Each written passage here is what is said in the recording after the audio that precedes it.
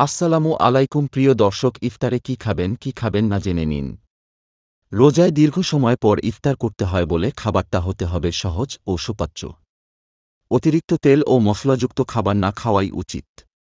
এগুলো খেলে ওজন তো বাড়বেই, সেই সঙ্গে পেটের সমস্যা, মাথা ব্যথা, দুর্বলতা, অবসাদ, আলসার, অ্যাসিডিটি এবং হজমের সমস্যা হতে পারে। তাই জেনে নিন ইফতারে কি খাবেন না।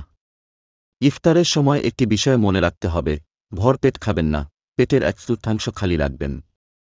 পানি 1-2 ঢক পান করার পর 1 গ্লাস ঘরে বানানা ফলের শরবত খেলে শরীর সতেজ হতে শুরু করবে। খেজুর বা খরমা দিয়ে ইফতার শুরু করবেন। ইফতারের পর থেকে সেহরির আগ পর্যন্ত 8-10 গ্লাস পানি না খেলে হজমের সমস্যা হতে পারে। তাই ইফতারের পর পানি পান করার চেষ্টা করুন। সবজি ও ফল খাবেন। ইফতারে রাখবেন আমিষ, শর্করা, চর্বি, ভিটামিন, খনিজ জাতীয় খাবার। ইফতারে রাখবেন ফল, আমিষ, শর্করা, চর্বি, ভিটামিন, খনিজ জাতীয় খাবার। ইফতারে রাখবেন ফল, আমিষ, শর্করা, চর্বি, ভিটামিন, খনিজ জাতীয় খাবার। আঁশযুক্ত খাবারের মধ্যে লাল আটা, বাদাম, বিনস, ছোলা, ডাল ইত্যাদি খেতে পারেন। কলা খাবেন, কারণ একটি কলায় প্রায় 105 ক্যালোরি থাকে।